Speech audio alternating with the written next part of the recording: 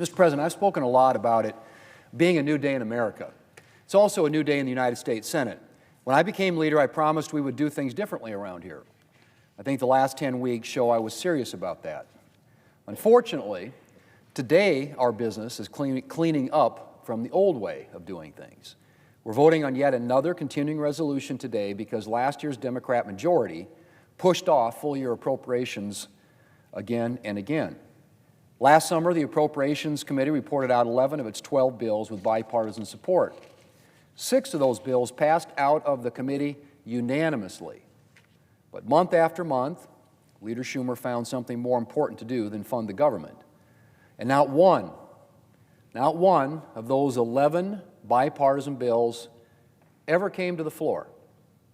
So today we're trying to finish up last year's work so that we can begin to do this year's work.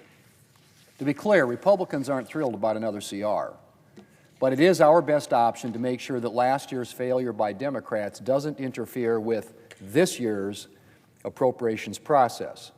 And I'm hopeful that enough Democrats will reject their party's threat of shutting down the government to get this bill passed today. As I said yesterday, it's time to move on.